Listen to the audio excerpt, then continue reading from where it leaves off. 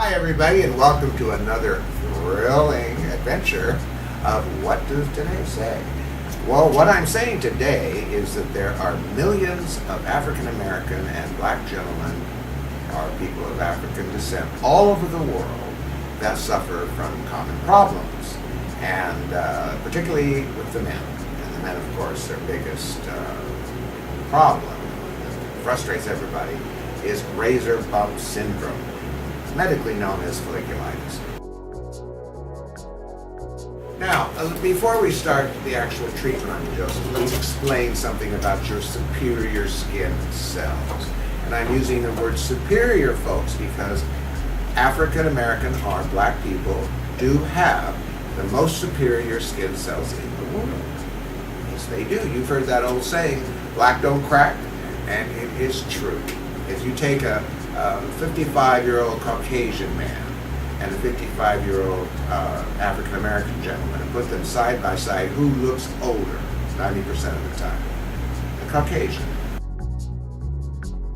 Most people are endowed with physical characteristics that allow them to live in the area of the planet where their ancestors were first appeared. This is why black skin is so strong and why it does have a very rapid cell proliferation. Black people reproduce new cells faster than almost anybody else. That is one of the reasons behind the youth thing. The deeper tones is natural reflection against solar radiation.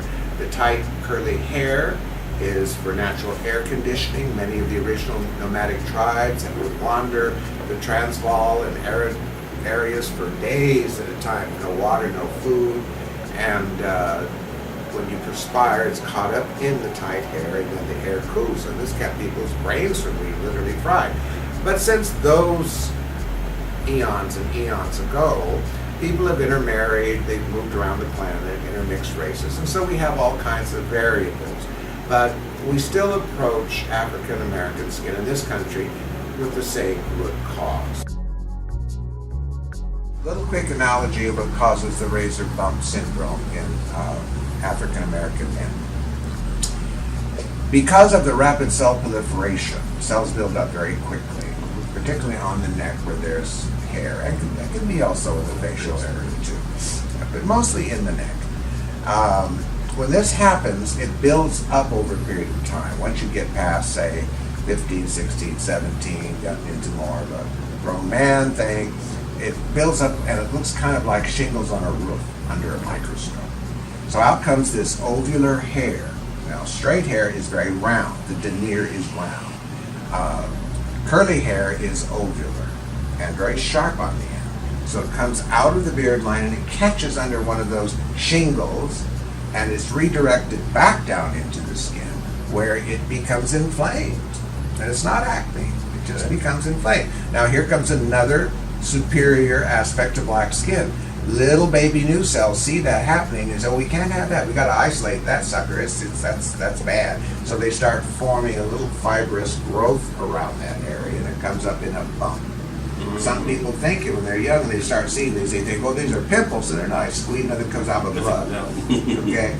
So they get magic powder, or they're afraid to shave, or they don't shave. I mean, all kinds of little tricks and ways.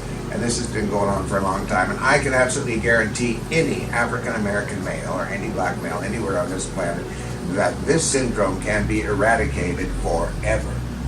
All we have to do is keep the cuticle off. The hair will come out, and you shave normally, shave after showering because you want that hair wet and puffed up.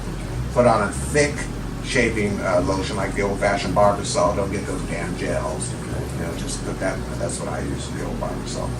And now your hair will be away from the epidermis. The razor will come right along and take it off, and there's no bump.